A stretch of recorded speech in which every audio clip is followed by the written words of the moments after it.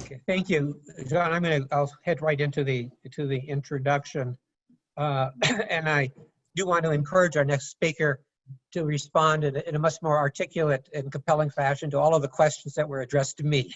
they were difficult ones. As I've suggested already in my remarks, there are not a lot of reasons to be optimistic about the forthcoming NPT review conference. But one of the very few positive signs is the exceptionally capable diplomat who will serve as president of the conference, the Honorable Gustavo Zlauvinen. When he is not conducting in-person or Zoom consultations in preparation for the review conference, Mr. Zlauvinen attends to matters of state in his day job as the Deputy Foreign Minister of Foreign Affairs of Argentina. It's a position for which he is well suited, having previously served in his ministry as Director of International Organizations, Director and Executive Secretary of the National Authority for the Chemical Weapons Convention, and Permanent Representative of the Director General of the IAEA to the United Nations in New York. He's also a very savvy guy, which is perhaps best illustrated by his wise decision to turn down my offer 10 years ago to join me at CNS in Monterey. Had he accepted the offer, he might still have been at the summer school, but not as the president designate of the next NPT review conference. It's my pleasure to give the floor to my friend and colleague, the Honorable Gustavo Zlauvinen. Please, Gustavo. Well, thank you, Bill. Honor, and I think just, the description of my career and my personality, it's totally overdone, but you're a good friend. And I regret not having accepted your offer 10 years ago. I think I would have had just a much more, easy life, but not less exciting. Let me start my keynote address today. First of all, obviously, to thanking my good friends at the James Martin Center for Non-Proliferation, you, Bill, Dr. William Potter, and Jean Dupuy, in order to address all the participants today. I also wish to extend my gratitude.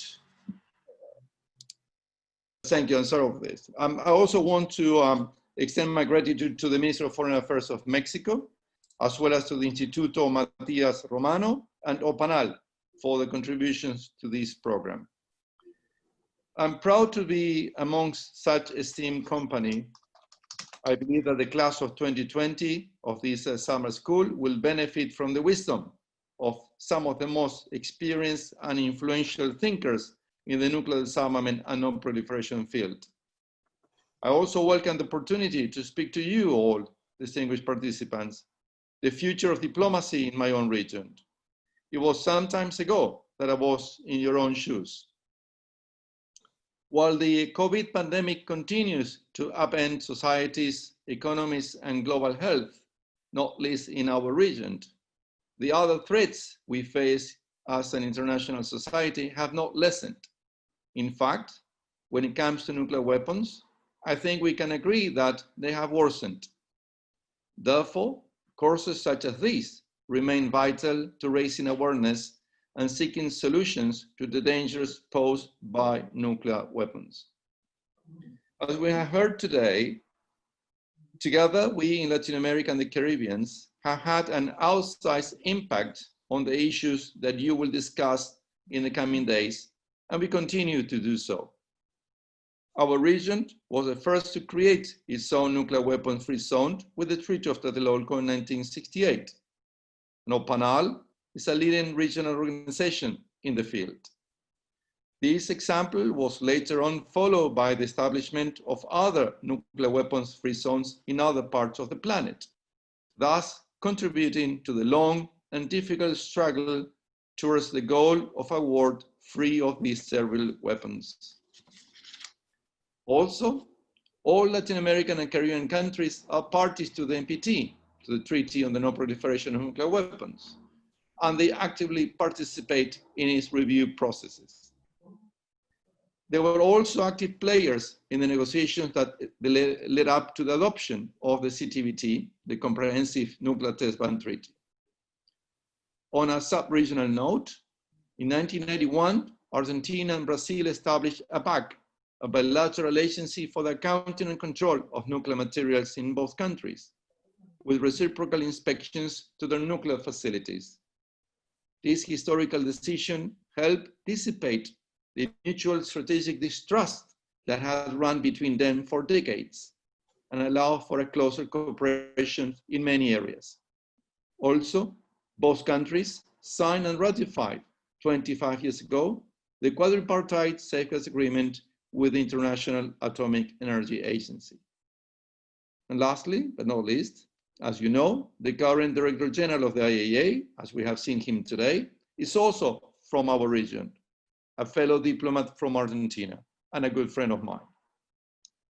These examples do not intend to be a complete list of the many initiatives, active participation, commitment, and leadership in nuclear disarmament and non-proliferation that our region has produced during the last half a century. But they show that the strong links between Latin America and the Caribbean and nuclear non-proliferation disarmament run deep. That commitment to achieving the goal of a world free of nuclear weapons is as vital now as it has ever been. Since the 1970s, the world has worked steadily towards this goal, led by the two countries with the largest nuclear arsenals then and now, the United States and the then Soviet Union, and later on the Russian Federation. From caps on numbers to measure decreases in stockpiles, there has been significant progress in reducing the threat of nuclear war.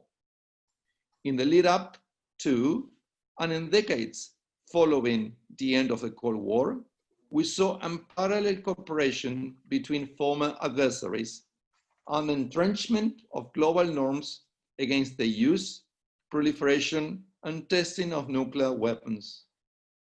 As I mentioned before, and following the example of Latin America and the Caribbean, later on the South Pacific, Africa, Southeast Asia, and Central Asia all established nuclear weapons-free zones of their own, effectively making the entire Southern Hemisphere one nuclear weapons-free zone, as Bill already mentioned.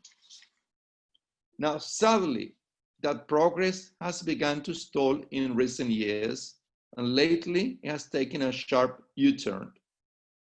Disarmament experts and the UN have pointed to significant factors that have halted progress in nuclear disarmament and non-proliferation, while in parallel heightening the risk of nuclear weapons use. First, the multilateral disarmament machinery, the United Nations bodies tasked with pursuing nuclear disarmament, has become gridlocked and riven with deep divisions. The consensus-based Conference on Disarmament, the world's sole multilateral disarmament negotiation forum, has not produced an outcome since 1995, when the CTBT was negotiated. So the spirit of multilateral disarmament cooperation has weakened, to put it mildly. Second, negative trends in relationships between nuclear armed states have emerged in recent years. Relations have evolved into tense standoff, marked by the absence of trust and confidence. For the first time in decades, rhetoric about nuclear warfighting is being used, as these weapons assume a greater role in national security strategies. At the same time, non-nuclear armed states are engaged in programs to modernize their nuclear weapons, while the nuclear arsenals of some of those countries continue to grow. Third, we are witnessing the slowly collapse of the nuclear arms control regime. As I noticed, this almost 50 years old framework had helped reduce nuclear dangers, strengthen confidence through cooperation and verification, and took tangible steps towards nuclear disarmament. The security benefits of armed controls did not only accrue to the parties involved, it flowed to the entire international community. Thus, the collapse of this regime will also diminish our global security. Fourth, concerns about the proliferation of nuclear weapons have not lessened. This is worryingly the case in regional contexts where conflict, sometimes armed conflict, already exists. For example, in Northeast Asia, the Democratic People's Republic of Korea's nuclear weapons and ballistic missile programs undermine stability, threaten civilian populations, and risk the entanglement of larger nuclear armed countries. In the Middle East, nuclear weapons add a dangerous layer to a regional tinderbox.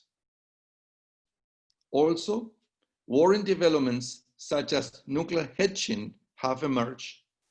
This concept entails obtaining the full nuclear fuel cycle and thus the ability to produce fuel for either nuclear power plants or for nuclear weapons, and acquiring delivery systems such as the increasingly available ballistic missiles, thus pushing to the edge of nuclear breakout and breaching the spirit of non-proliferation norms, if not the letter.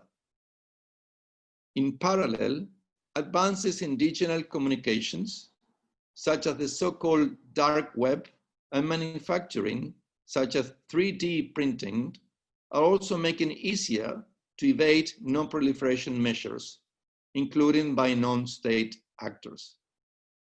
Fifth, and finally, a global technological revolution in areas such as information and communication technologies and artificial intelligence will help billions and aid the achievement of the Sustainable Development Goals. However, the same technologies are both assisting the qualitative improvement of nuclear weapons and opening new vulnerabilities. On the former, nuclear weapons are becoming faster, more maneuverable, and more accurate. On the latter, the potential for hacking or otherwise interfering with command and control systems or for other problems arising from unanticipated effects of technology are growing. I understand that this is not a rosy picture that I'm painting, but I assure you my intention is not to depress you. Rather, I simply wanted to highlight some, and only some, of the challenges we are facing as a community of nations. Now, I want to highlight some opportunities that exist to reverse these negative trends and chart a course that reduces the dangers posed by nuclear weapons and reinforces the security of all countries and people. I believe that the best opportunity in the near term is that presented by the 10th NPT Review Conference. While we celebrate both the 50th anniversary of its entry into force and the 25th anniversary of its indefinite extension, we should not forget that the NPT was originally conceived as a temporary stopgap measure. It has evolved, of course, into so much more: a pillar of international peace and security, the primary vehicle to achieve progress on nuclear disarmament, a framework to facilitate the benefits of peaceful nuclear energy, and the principal bulwark against the spread of nuclear weapons.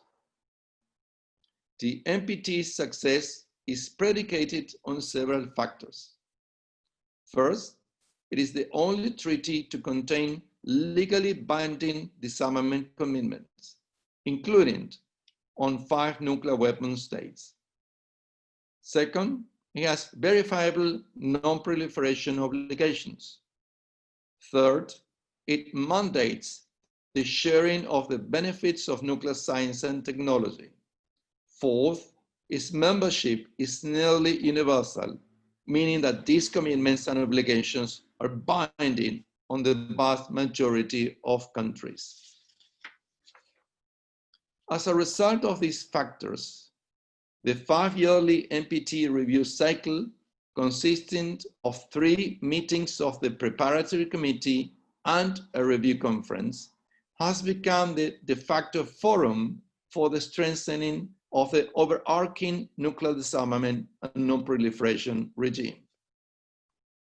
The treaty's foundation is a grand bargain between the mutually reinforcing pillars of nuclear disarmament, non-proliferation, and the peaceful uses of nuclear energy, all in service of the ultimate goal of a world free of nuclear weapons. The achievements as a result of this bargain have been multitude.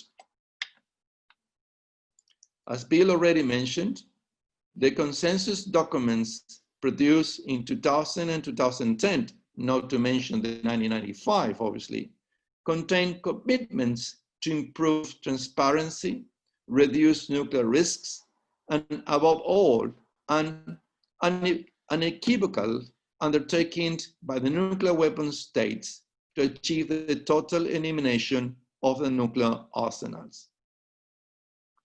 The NPT, through its safeguard regime implemented by the International Atomic Energy Agency, has been historically successful in preventing the spread of nuclear weapons. Given how many countries actually consider nuclear weapons programs at one point or another, this is a remarkable achievement. Finally, the treaty has reinforced the right of all countries to the safe, affordable, and accessible use of nuclear science and technology. Some have argued that the trends I outlined earlier do not bode well for a successful conclusion to the 10th Review Conference. I, as the President-designate of the Review Conference, prefer to remain optimistic, and I'm hopeful that all parties to the NPT will remember the tangible benefits they derive from the treaty and therefore see the Review Conference as an opportunity to strengthen both the implementation of existing commitments, but also to work to ensure that the treaty is ready and able to deal with the emerging challenges of the current era. The COVID crisis has forced the postponement of the Review Conference, likely to January 2021 at the earliest.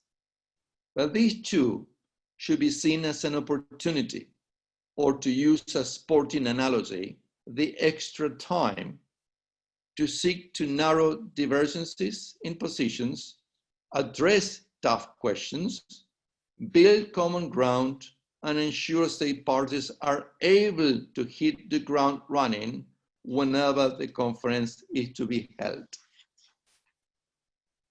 As President-designate, I intend to keep consulting with state parties to seek their views on all these issues with the aim of laying the ground for a successful review conference. I also intend to keep urging state parties to approach the conference ready to be flexible and engage in good faith dialogue. To date, I have held multiple rounds of consultations with NPT state parties in Geneva, Vienna, and New York. There are clearly challenges, but I believe there are also some green shoots of convergence, areas of commonality that can help us find success. The review conference is mandated to produce a backward-looking review, but also to identify the areas in which and the means through which further progress should be sought in the future. However, there is no template on what a review conference outcome should look like, and the NPT state parties should keep this in mind when approaching the conference. It is not my role as President-designate to dictate what should comprise any potential outcome from the review conference. But it is my responsibility to facilitate an outcome that reflects all state parties' interests, and that it is balanced across all three of the NPT's pillars: disarmament, non-proliferation, and the peaceful uses of nuclear energy.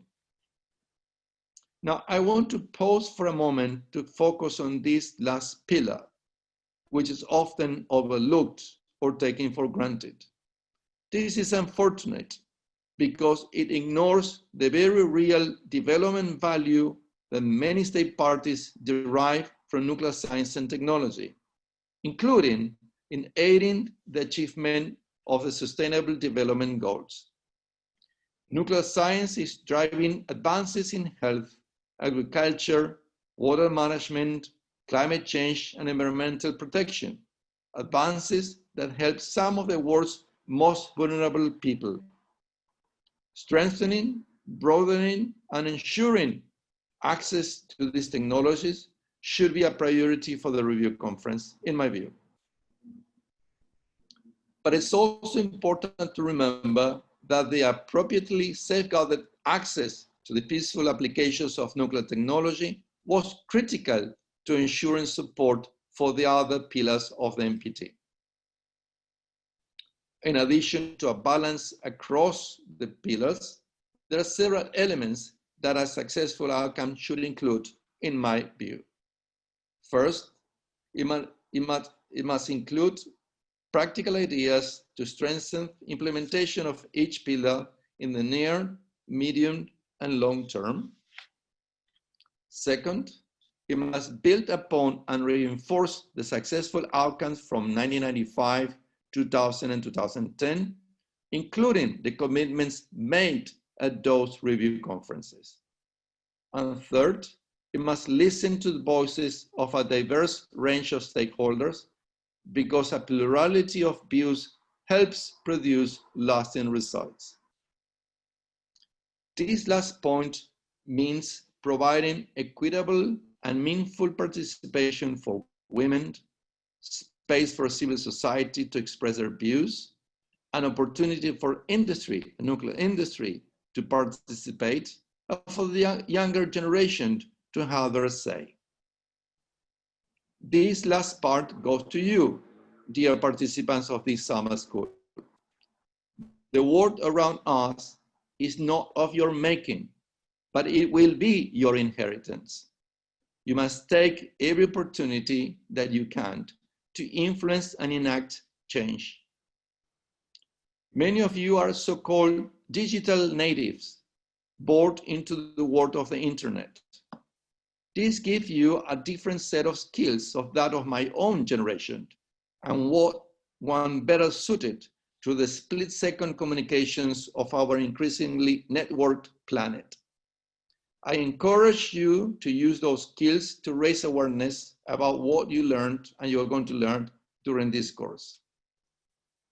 I also encourage you to use this course and other opportunities to build linkages with other young diplomats of other nationalities and create the people-to-people contacts that are so important to helping find common understandings and positions. Coming from Latin America and the Caribbean, your regional predecessors have left you a proud legacy in pursuit of a world free of the dangers posed by nuclear weapons. By doing so, they have left you a tall challenge. I have no doubt that you have the talent and ambition to live up to it, but you will also need all your imagination, determination, and strength. The horrible experience of the COVID pandemic is forcing our societies to look at older issues, such as climate change, racial injustice, or the threat of nuclear weapons, with a different approach. As the writer Arundhati Roy put it, and I quote, "Historically, pandemics have forced humans to break with the past and imagine their world anew. This one is no different. It is a portal, a gateway between one world and the next. we can choose to walk through it, dragging the carcasses of our own prejudice and hatred, our avarice, our data banks and dead ideas, our dead rivers and smoky skies behind us. Or we can walk through lightly with little luggage, ready to imagine another world and ready to fight for it. An end of quote. I hope that you will not ignore this opportunity. And I thank you.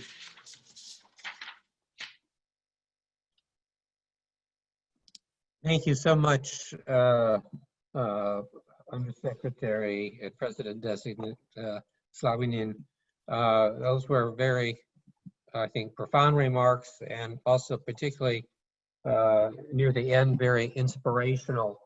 And so I was delighted to hear them, and also enjoyed the quote from one of my favorite writers, Arundhati Roy. So thank you so much for that very stimulating presentation.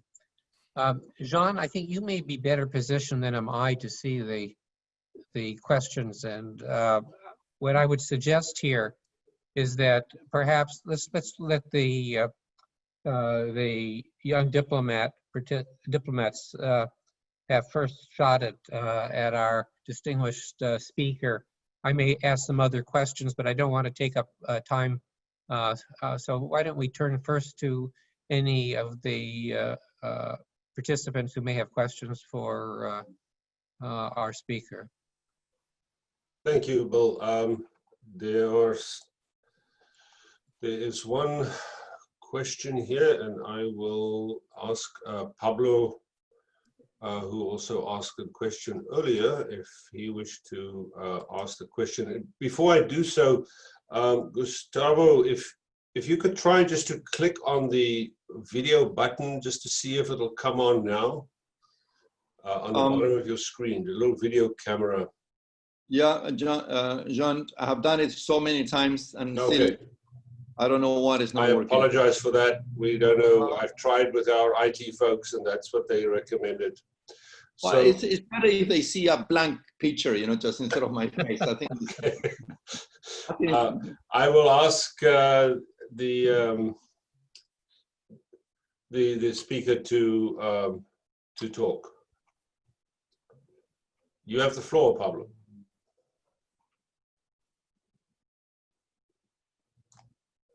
Hello? He's muted, I believe. Yes. Can you hear me? Yes, we can. Thank you very much. Let me see. I'm having some technical problems. Here's my question.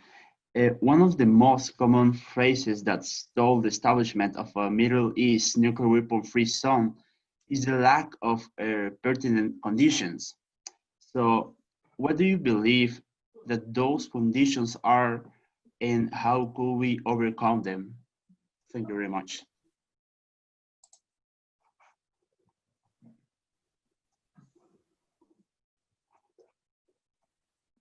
John, do you want me to address that question? Go ahead. Yeah. Thank you, Paulo.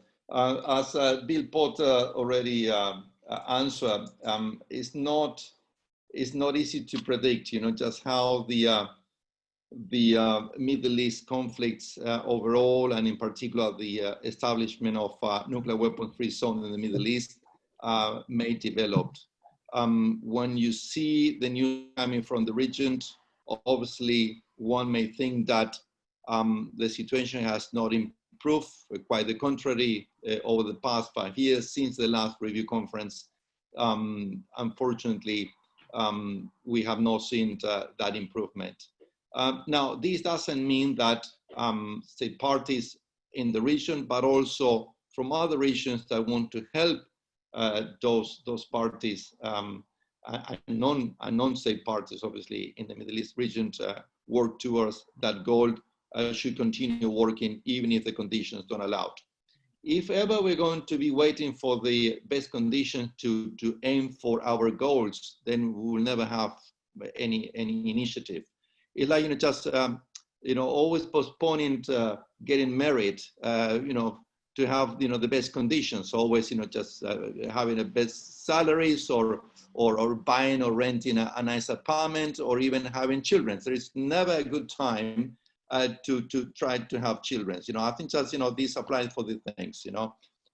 Condition will never be good, but this doesn't mean that we should not try to push for that goal. I believe that the, at least what happens on the positive side since the last review conference of the NPT regarding the Middle East nuclear weapon-free zone resolutions adopted in 1985 is that the UN convened a conference on the Middle East on November 2018.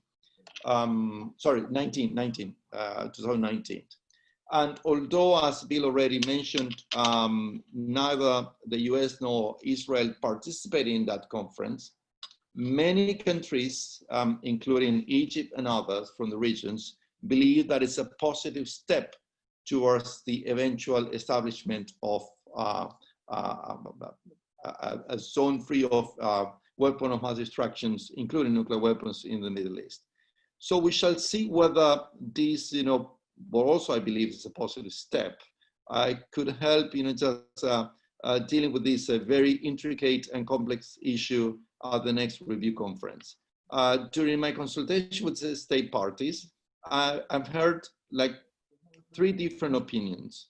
One, obviously, as I said, Egypt and others, that they believe that that UN conference is a positive step and had to be reflected at the review conference or at any outcome of the review conference. Others that they don't want to even mention that, and it's in particular one country that did not participate in that conference. But then you have a third positioning, which are also from countries in the Middle East or directly linked to that, that they do not consider that conference as a positive step. They believe that there are 2 different processes. One is what the 1995 resolutions, you know, just asked for, and they say that it has nothing to do with that conference convened by the UN, and therefore it's like it's nothing that happened. So we shall see between those 3 positionings what will prevail, or whether we can get a common language that at a minimum will recognize, acknowledge that that conference did take place, that it produced a document in a way or another, try to address these issues, and hopefully we can build up on that and then maybe foresee what should be the next steps in order to continue working on the fulfillment of the 1995 resolutions on the Middle East. I'm sorry for the long answer, but again, as Bill Potter said, that it's difficult to predict how the things are going to evolve, but I'm always an optimistic. So hopefully we can get something, you know, move another step, another notch in the next review conference.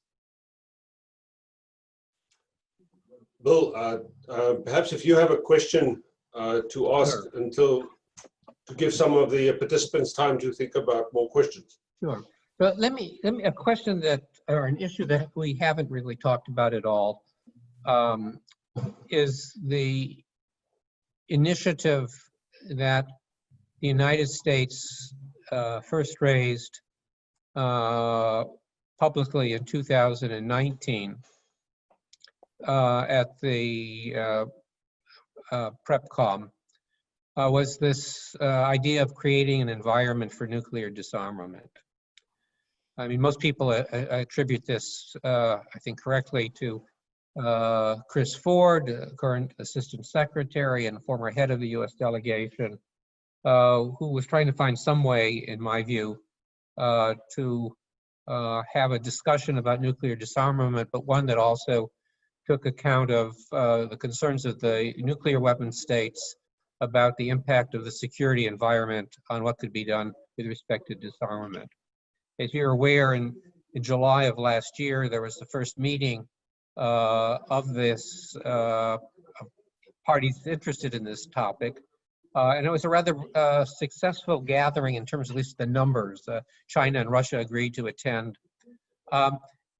It hasn't moved as fast as some people had hoped, and it's not clear what the product is going to be ultimately. But I wonder if you could say a little bit about your sense of international interest in the CEND, the Creating the Environment for Nuclear Disarmament, and how it might play out at the next review conference. Thank you, Bill. Thank you. Yes, the CND initiative of the US probably reflects the views of Chris Ford and the establishment in Washington. And we have heard them on many occasions, including Jeff Everhart, saying that we cannot and we should not expect any progress, any movement on nuclear disarmament unless just the security environment, in particular amongst the nuclear weapon states, improves. So it's like they're putting a condition between just the bad or the good relationship among the nuclear weapon states and progress in nuclear disarmament. Obviously, there has a logic behind that, but I believe that for most of the international community, both governments and civil society, this is not an excuse. This is not a reason not to keep pushing for tangible progress towards nuclear disarmament. I tend to be much more neutral, and I'm saying that, and also as a president designate, I don't want to, and I should not, just take positions, on one part or on another one. I take it as a fact. I take it as an element of the reality. This is what just the U.S., at least these U.S. administrations, is basing its probably strategy regarding their commitments regarding nuclear disarmament. They have the right to do so. We may disagree on that, but they have the right to do so. The question is how we work around that, how we can take into account that. I would say that just don't oppose to that, but also say fine, maybe it's a good initiative for the nuclear weapon states to start discussing about just the security environment, which actually they do directly or indirectly, almost now and then they do that, yes. But in the hope that that also will ameliorate the conditions to make progress on nuclear disarmament. But also I believe that the past experience on nuclear disarmament shows that not necessarily progress is directly related to better conditioning of this security environment. The Reagan-Gorbachev, just deals on these issues happens at the peak of the Cold War, where obviously the security environment was really bad, probably as bad as today or even worse. And still there was a political will from both leaders that they saw the risk of continuing that escalating nuclear weapons arsenals race, and they decided just to stop that, yes. So I also believe that, as always we say in diplomacy, when there is a will, there is a way, yes. And I believe that also, I hope so, that the Washington, but also Moscow, Beijing, and others, also they realize that it's also in their own political will to make some gestures and take practical steps towards that goal. So let's see. As I say, I tend to be optimistic, and I take these elements with a grain of salt. These elements, but at least they're trying to do something. Yes, I know it's not enough. For many delegations, it's not going to be enough, but it's something. I was invited at the P5 conference in London February last, where I presented what they call my vision for the NPT review conference. It's amazing. Now everybody had to have a vision on everything, you know, just it's the new trend, you know, and I said, you know, my vision, I don't have a vision, you know, I have an idea of what, you know, just the review conference may look like and what we're going to be expecting. But what I told them, all the P5, and they were all the 5 were over there at the high level delegations, that I was passing to them the message that I heard from a vast majority of state parties to the NPT, saying that whatever they're doing or not doing at the P5, this is not enough for the vast majority of the state parties. So something more have to be done, concrete steps by the P5, if we want to have a kind of successful outcome of the NPT. And I believe that it's in the interest of all the P5 to have an successful, we can define successful later on. I think just in 2 days we'll have an open discussion on the things, yes? But I think just it's in their own interest to have, not to have a failed review conference whenever we meet. And therefore my strong message to the P5 was, whatever you're doing, and I know you're doing some things, you know, it's not enough, and you have to think quickly and act quickly before we meet at the review conference. Yeah. Thank you. We have a few more questions, so I will ask Aldo Alexandro to ask his question, and then following him, I have Ricardo Vivas. So Aldo, please ask your question.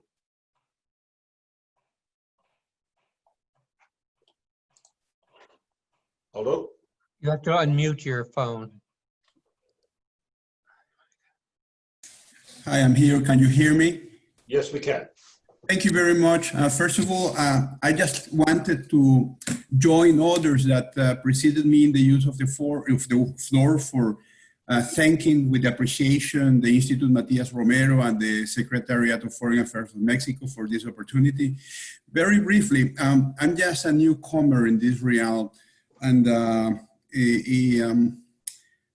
I just wanted to get a grasp from the presentators, particularly from Professor Dupreez and Professor Potter, regarding the possibility of using other realms of the multilateral arena as a lever for confidence building and trust creation in the non-proliferation arena. I mean, it seems that this is a big power politics challenge that we are facing in the face of the incoming NTP review process. And we know that it's not the best moment for the multilateralism at this moment in time because of reasons that are already set somehow. But I just wondering, perhaps, is there any real regime in which we could try kind of building trust so that to drag or to project that trust in the non-proliferation arena? I mean, I'm just thinking aloud, and I beg your indulgence and my apologies for perhaps forcing categories and considerations that perhaps are not natural from this arena. I mean, I'm just, as I said before, I'm just a newcomer and a sustainable development guy. Thank you very much for your patience. Thank you. If our speaker is prepared to take 2 more questions and then he can respond to them, I have Ricardo Vivas. Ricardo, you wish to ask your question?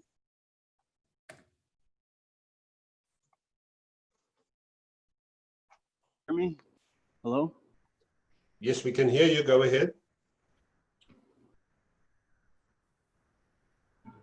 I don't know if you can hear me. We Hello? can hear you. Go ahead. All right. Let me see if I can put forward the question. Hi, greetings from Nicaragua. On behalf of the Ministry of Foreign Relations here.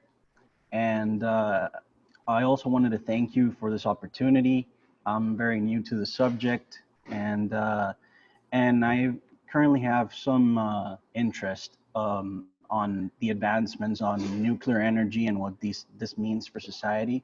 So my question is basically, what is the current level of progress within the UN to encourage further research and the potential use of nuclear energy to maximize its use as the alternative source of energy for the future benefit of society?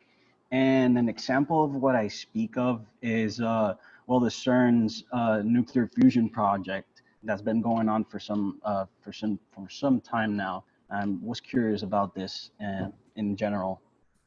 Thank you. Gentlemen, do you want to respond to those questions? I can try, John, if you want, the first question about alternative venues, if appropriate. Very briefly, I think what you pointed to is a tremendous problem. Unfortunately, one sees the politicization in most international fora, whether it's in Geneva and even Vienna, which prides itself as being not political in its nature. You see this in the board meetings, routinely. Although on technical issues, I think generally there's been an ability to at least minimize, if not keep politics entirely out of the deliberation. So I think a focus more on technical issues is probably one way to go. But I would also just note that given the small number of interactions involving some of the key players who have major disputes today, whether it's among the P5 or whether it's with other countries, I think there's a particularly important role for academic institutions, research centers, and civil society more generally to convene what we like to think of as track 1.5, track 2, and what we now are using as a term, track 2.5 gatherings to bring together individuals who may have experience in government but may not be in government at the moment, who may, in the case of track 2 meetings, represent the next generation, who may be not as wedded to some of the old ways of thinking as current diplomats, to discuss the topics that we think should be discussed at the NPT review process and in other formal institutions such as the Conference on Disarmament in Geneva. It's an opportunity to explore ways to deal with problems that may appear intractable at the moment to government officials in power, but need not be intractable in the future. And that would apply even to such a difficult issue as the WMD-free zone in the Middle East. And one technique that I've employed, and John has worked with me on this as well, is the use of role-playing, simulation games, where you are forced to look at the world from another country's perspective. And so we're trying to employ some of these tools on a regular basis. At the center, we have a whole series of meetings involving track 1.5 and track 2 and 2.5 with our Russian interlocutors. And I think there's a need to expand this to other regions as well. So it's not, I would say, the best alternative to actually having diplomats meeting in other fora. But at this moment in time when it's difficult sometimes to gather diplomats together to talk on the record, one can talk informally in these meetings that are organized by non-governmental entities. John, if I may. Go ahead, Gustavo. Thank you. On top of what Bill already said, that there are also a series of webinars that the UNODA is organizing to support me as a president designate. Exactly what Bill said, that to bring representatives of the state parties, but also from civil society, things as including obviously the James Martin Center for Non-Proliferation Studies, but also UNIDIR, CPRI, NTI, and others, to start discussing the main issues that we're going to be facing during the review conference. Why? Just to give the opportunity to delegations or representatives of the state parties not only to express, just their positions, but also to listen to others.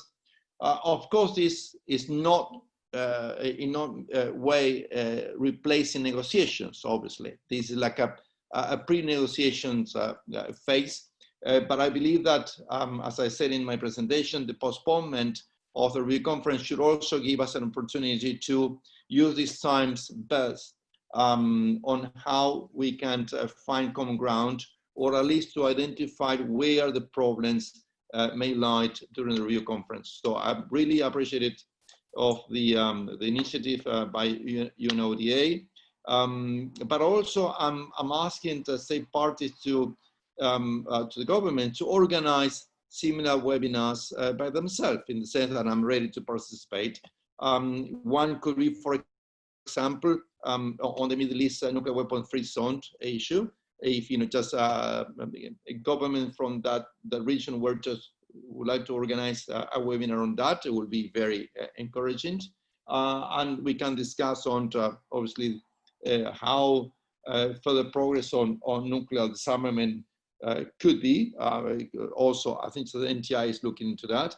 So I think there are different ways that we can prepare ourselves and help state parties to prepare themselves before the review conference.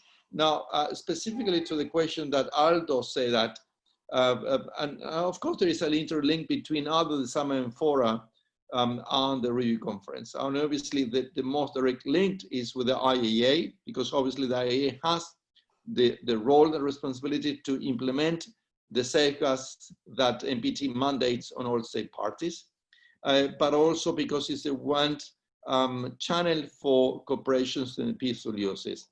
Now, what I've seen sometimes is that not necessarily language that delegations may agree in Vienna on these issues are directly, just accepted and included in the review conferences. It is amazing how delegations from the state government have different views based on whether they're based in Geneva or based in Vienna or based in New York. Yes.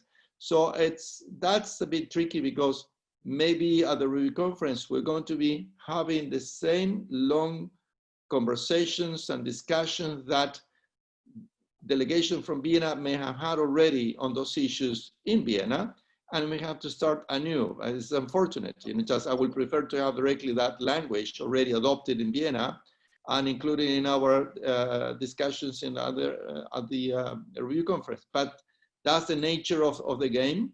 And on the other hand, for example, in Geneva, the delegations are so much focused, obviously, on the conference on disarmament, and because of the lack of progress on the conference on disarmament, I believe that makes Geneva-based delegations a bit more pessimistic on the overall process. Yes, so it's interesting. And then if you talk to delegations in New York, then they have, New York is much more of a political animal.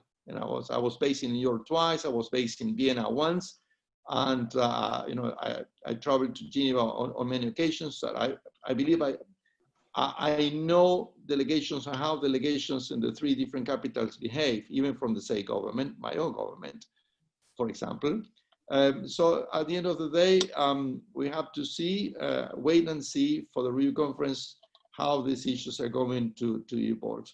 On Ricardo's questions, peaceful uses, yes, I think that the IAEA is doing a wonderful work in promoting peaceful uses, but I think that the link with the Sustainable Development Goals should be a key to improve the peaceful uses by a broader range of countries, and I think also other organizations like FAO already working on the IAEA and they're helping on that. I think that it's already a lot done, but I believe that it has not been reflected correctly at previous review conferences, and I believe that the NPT also can help increase the promotions of the peaceful use of nuclear energy. So it's a synergy between both that we have not seen so much in the past. Thank you. While we are waiting for more questions, perhaps I could ask, and you've already mentioned that you've been asked about your vision, so I'll risk this one. But given that this is 25 years after the treaty was indefinitely extended, which I think Bill also alluded to, was not without controversy. If you were to be able to write a letter to yourself that you will read 25 years from now, what do you think will you write to yourself on how did you deal with the challenges that you would face at this review conference and what the possible solutions would be? Well, I think just, the biggest challenge we have is that, that the review conference take place, that there is no outcome or any documents agreed upon that we have had in the past. If you look into the history of the review conference, and Bill can correct me because I've been in all of them. I've been in several, but not in all of them. Only a few occasions we have had consensus documents. I mean, only once or two we have consensus overall documents. So all the other review conferences, we failed. So again, I'm not going to be setting the standard for success based on whether the review conference is going to get an outcome document or not. I would prefer to have an outcome document, but I believe that the worst scenario will be that if we go to review conference and the divergences of views and positions are such on all the main issues that at the end of the day is a collapse of the review conference. Why? Because a collapse of the review conference could mean the weakening of the regime established by the NPT. And I believe so far, this is the only one we have that entails, as I say, the three pillars, disarmament, non-proliferations, and peaceful uses. Obviously the new treaty, the TPNW.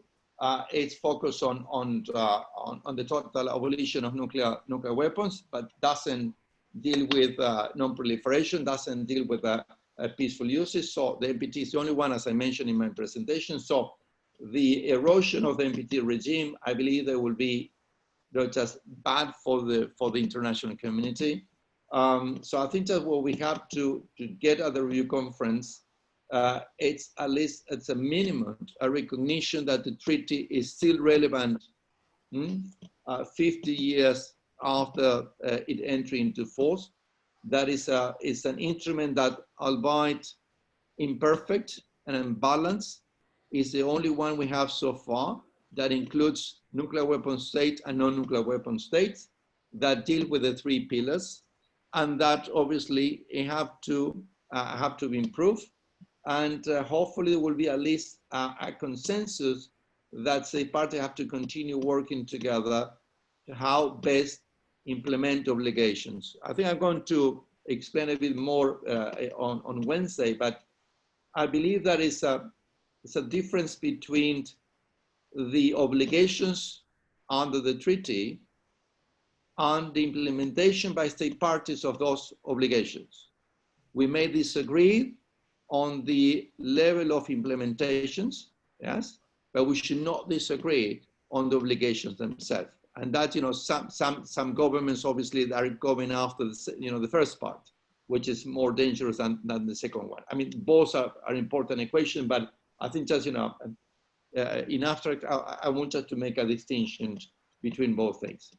So I don't know if I answered your question because, it's not an easy one, but I believe that, again, we should aim for an outcome document that reflects all the views, reflects on all the main issues, is backward and forward-looking documents. That should be our aim. But then we'll see what reality, put us in front of us. Yeah. Thank you. Bill, we have exhausted all the questions at the moment, and we are kind of also bumping towards the end of the session, but I don't know if you have. Hold on, there's one more question, if I may, that just popped in. So give me a minute. I will ask Mr. Spencer to come online.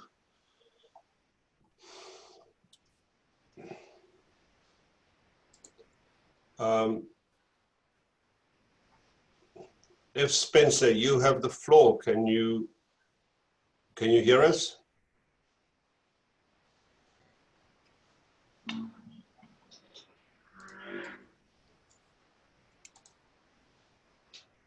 Hello?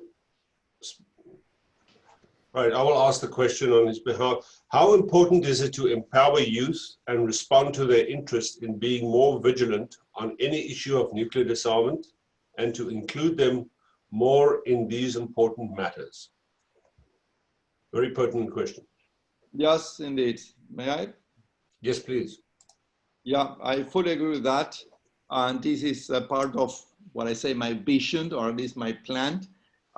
I mentioned this in my presentation, in my briefing to the Security Council in February last, in the sense that the NPT, at least in my view, should not be a closed club. That is just the issues that we deal under the NPT are of such relevance to the whole international community that governments should also listen. I know that you cannot include them in the negotiation, but at least listen and take into account the views of just the different stakeholders. And I mentioned them in my presentations. Obviously, civil society is the most important one, because like yourself, Bill, and John and others, you are the expert on these issues without government officials, but you follow these issues in a much more neutral way.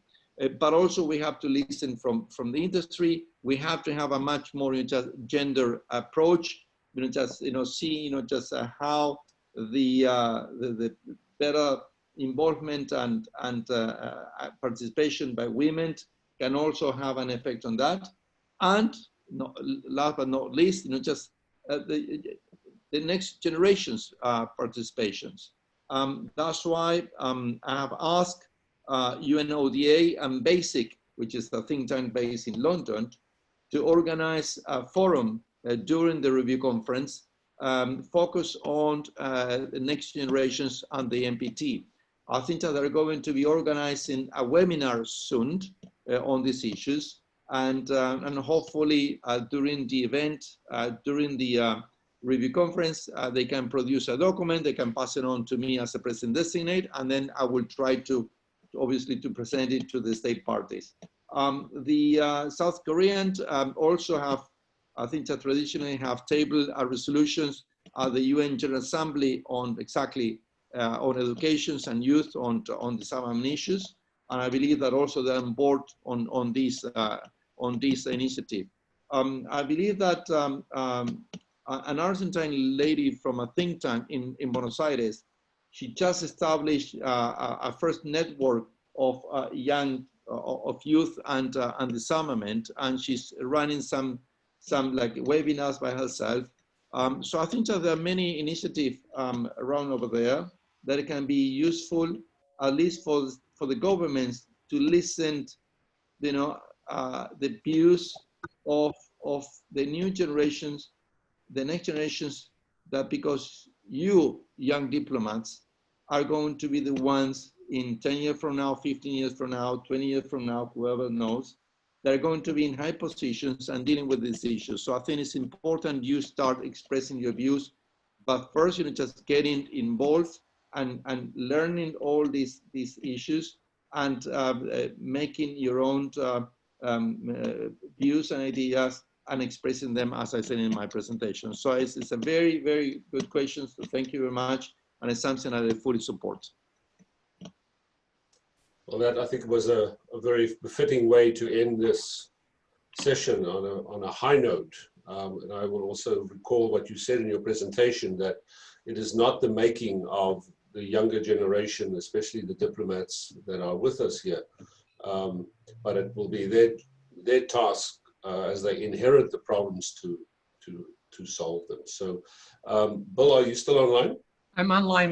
My laptop battery ran out, so I'm back to my desktop without a camera. So, do you want to close the session, Bill? Yeah, let me just make one observation that follows up on what Gustavo just mentioned. I mean, I agree entirely with everything that he said with respect to the importance of youth. But I think we can go even a step further. I think it is, I mean, there were 34 recommendations made by the UN Experts Group on Disarmament and Non-Proliferation Education that found its way into a General Assembly resolution and was reiterated in Action 22 of the 2010 final document. And one of those recommendations urges countries to consider adding to their delegation representatives from civil society. And a number of delegations, though not an adequate number in my view, have done so. But those representatives can well include young people. And I know this firsthand because there is a delegation represented, I think, in our course from Chile, which has, for the past 7 years, included as members of the Chilean delegation, young individuals, university students from Monterey on their delegation. And there's nothing that precludes other countries from doing similar things. They need not, I mean, we'd love to have more people from Monterey involved, but there's nothing that prevents countries from inviting graduate students, undergraduate students, even high school students. In addition to educating the younger people, it might have the beneficial effect of encouraging states parties to act a little bit more responsibly, to speak perhaps with more respect, because they would know they were being observed by the next generation, and maybe that would have a salutary effect. So I think there are opportunities, and I encourage all states represented today to pass that along to their capitals. Let me simply say that it's been a great pleasure to participate in the session today. I'm particularly grateful to Ambassador Gustavo Zlauvinen for his very important remarks, very measured, precise, and I think by and large optimistic counsel. He by nature has to be more optimistic than I do as a non-diplomat, but I think it's important to reflect on what he had to say. And I, for one, look forward to hearing him again on Wednesday when we meet to talk more about what we might expect from the 21 probably meeting of the review conference. So thank you so much, Gustavo. I want to thank Jean for moderating the session, and I see Paolo there, and Paolo, it's marvelous to see you. And we look forward to continuing this conversation. So thank you all. Thank you very much, Bill. Thank you very much, Ambassador Gustavo. And for all the other opening speakers, also thank you so much. That's going to bring us to the conclusion of today. Paulo, have not heard from you in a while. Do you have any closing views or announcements to make? I just think that it was a very good first day, and hope that you all are getting interested in this topic. See you tomorrow, I think, at 9:30 a.m. Mexico City time. I don't know, Jan, if you have any other message or something for today? Yes, so tomorrow we will focus quite a bit on the nuclear fuel cycle. We will have a rather technical lecture by our scientists in residence on nuclear weapons technology. And what's not in the program, he will also talk about the effects of nuclear weapons, which is really important in the context of our discussion. And then we will have a very interesting panel considering what international controls can be used to limit, if not eliminate, the production of fissile material, including a future fissile material treaty. So you are encouraged as participants to think about questions and discussion points that you wish to engage on. And on behalf of everyone, thank you very much for your attention. If there are any questions related to the program, please do not hesitate to contact either myself, or if I may offer Paulo as well to address them. We will certainly try our best to get back to you tomorrow. Also, for your information, the session this morning was recorded, and we will try our best to edit it and place it on the Institute's web platform for later use. Is that correct, Pablo? Yes, that's correct. All right. Okay. If there are no further questions or comments from anyone, I think we can close today's session. Thank you very much. Very much. See you tomorrow. Thank you, John. Thank you, Paula. Thank you very much. So.